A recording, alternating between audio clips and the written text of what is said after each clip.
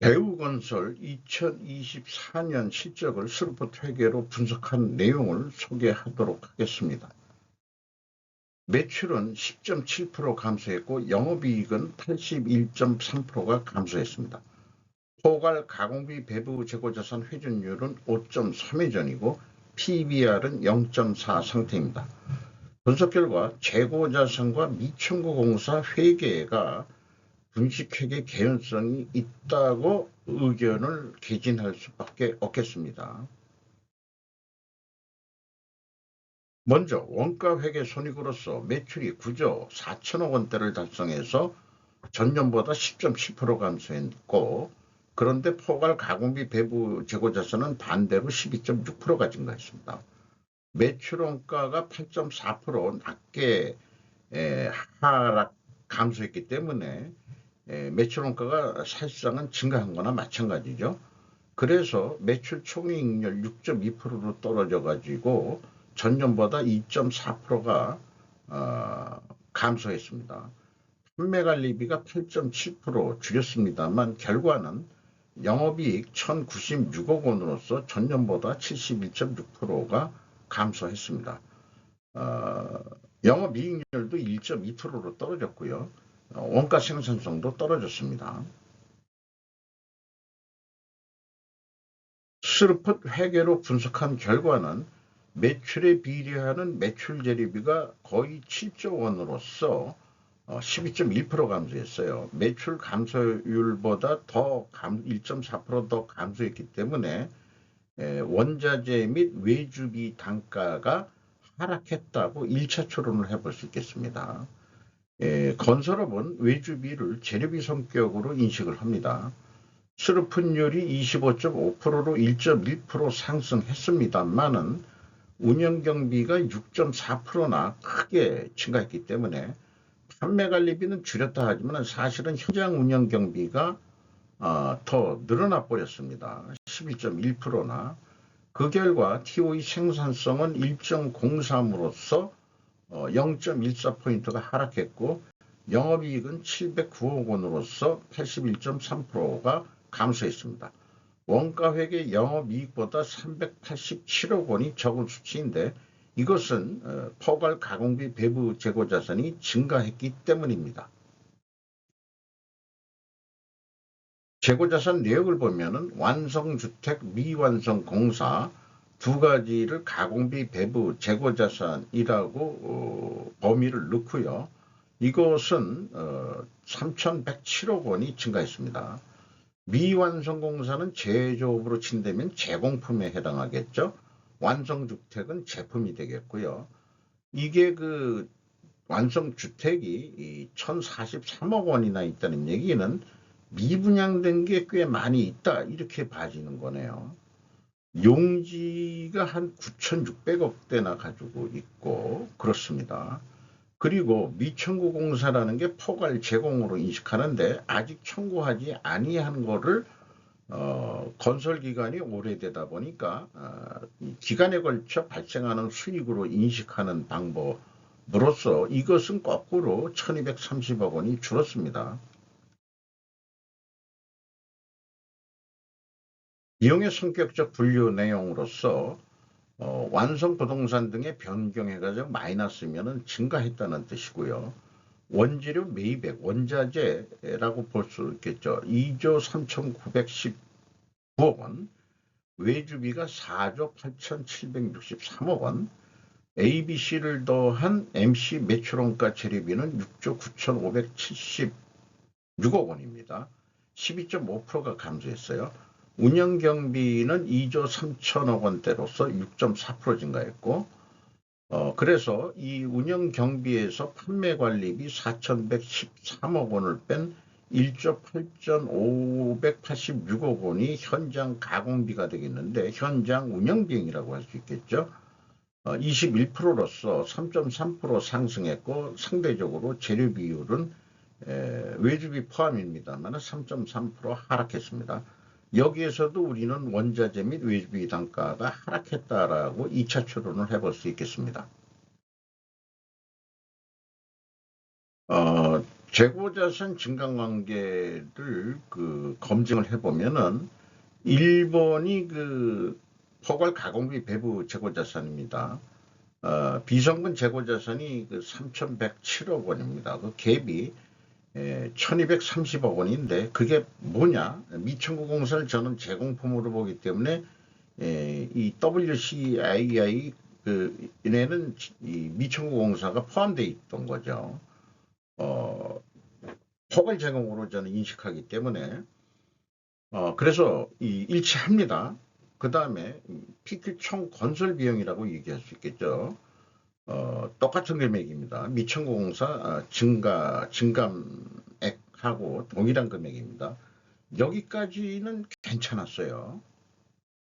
3단계가 현금흐름표 기준 전체 재고자산의 증감액인데 요거를 2024년도 거를 현금식으로 읽으면 현금이 1,064억 원이 나갔으면 재고가 1,064억 원만 증가하면 되는데 1,560억 원이 560억 원이 500억 원이 더 늘었어요.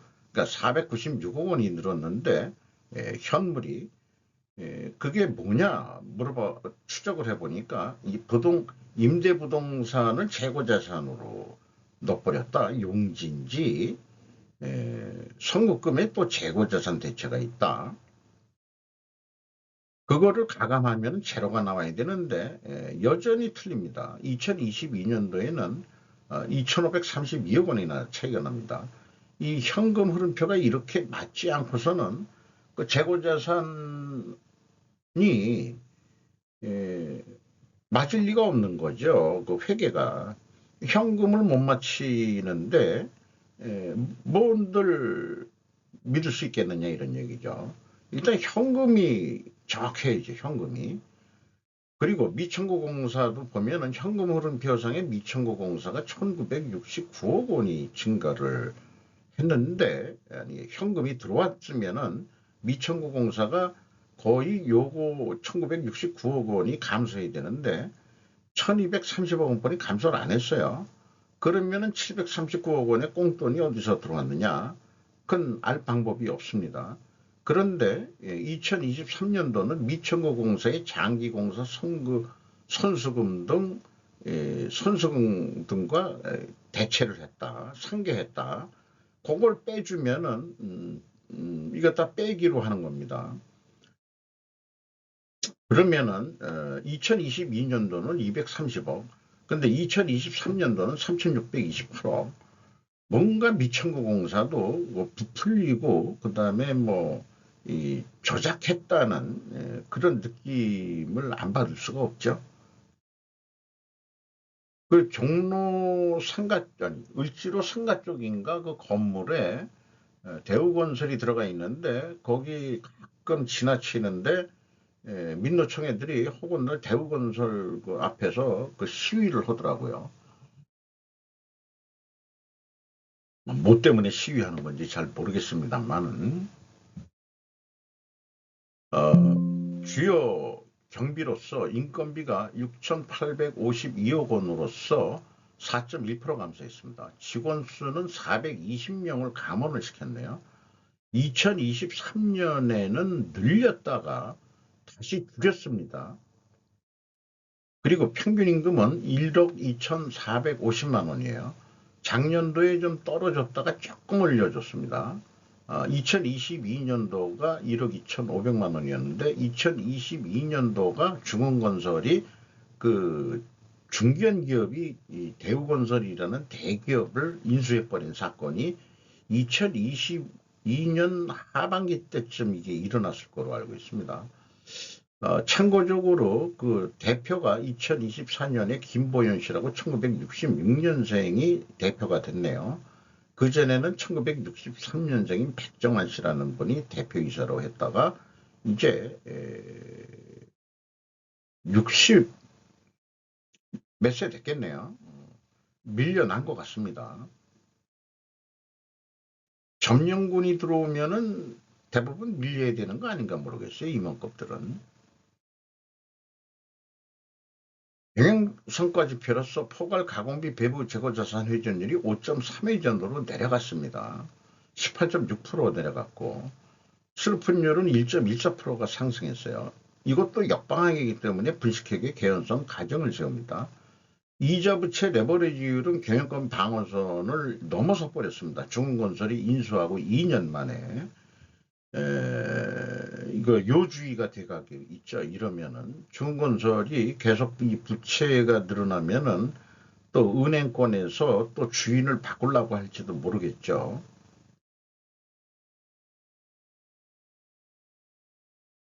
그래서 네 번째에 해당하는데 회전율은 하락을 했고 스루픈율은 상승했습니다. 분식회계 개연성 가정을 세우는데 요거를 반증하려면은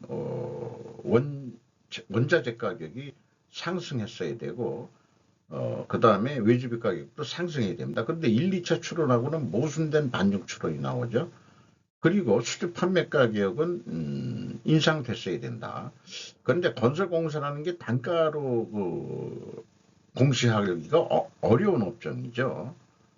또 별도로 필연적으로 존재할 다른 어떤 존재는 건설업은 좀 생각하기 어렵습니다. 제조업이라면 수량으로 재고 회전율을 해보면 되는데 이거는 단위공사 성격으로 끝나는 거기 때문에 수량으로 얘기하기도 어렵습니다.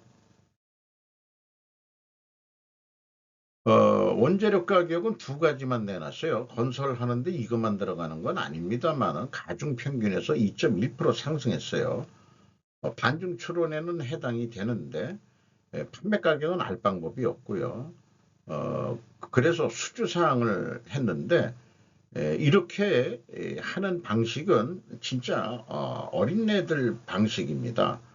그 현대중공업 가서 그렇게 배워보라고 그래도 이 완성 공사액이 26조액인데 국내 해외 합쳐서 이 완성 공사액이 기간도 없어요. 그러니까 이게 사업보고서라는 게 기간 회계 기간이 개념으로 하는 거기 때문에 그거에 맞춰가지고 해줘야지. 9조 얼마뿐이 못했잖아요. 근데 26조는 도대체 몇 년치냐 이게 언제부터 언제까지냐 이거예요. 이런 거를 공시 수준이라고 그냥 죽을 사자가 네 마리나 나오게 되네요. 딱 그러다 보니까 죽을 맛이다. 이게 이 정도 수준 가지고 어떻게 건설업을 해먹는지 참 깝깝합니다. 그래서 지금까지 얘기를 조견표를 작성한 건데요. 좀 검증하기가 좀 어렵죠. 이 또 모순이고 반죽 추론은 그게 미천구 공사의 영향도 있을 겁니다. 2025년도 매출액 예측을 하기 위해서 전년도 실적을 참고해가지고 매출 재료비와 운영 경비를 디커플링 해가지고 두 가지로 접근을 합니다. 스르프 퇴계는. 그래서 운영 경비가 6.4% 증가했었는데 4.5% 정도만 좀 조금 좀 더 줄여보도록 노력을 하자. 그리고 이익이 90%더 좀 올려보자. 전년도 실적보다. 그러면 한 10조 원 매출이 일어나게 됩니다. 그거에 상응해서 이 매출 변동비를 6% 정도 더 증가시켜야 된다. 그러면 한 10조 원대로 예측을 해볼 수 있겠습니다. 슬픈율은 26%로 약간 올리고요. 그렇게 조정을 해서 10조 원 계획을 세워보면은 예상 이익은 1,489억 원이 되겠어요.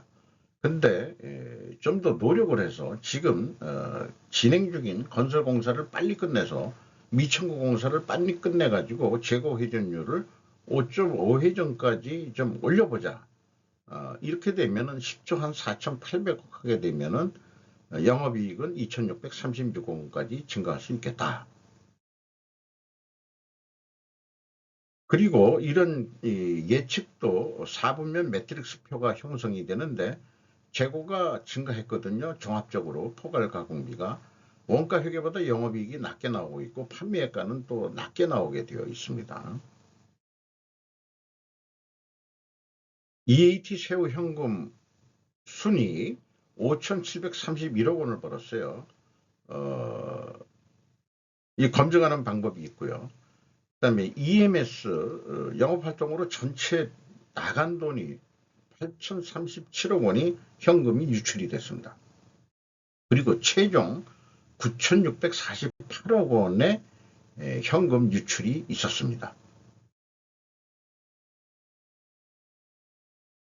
잉여 현금으로서 채권자한테 1조 원대를 추가 차입을 해서 레버리지율이 51%로 올라가 버렸어요. 이익 배당은 생각할 수 없는 상황이 되겠습니다.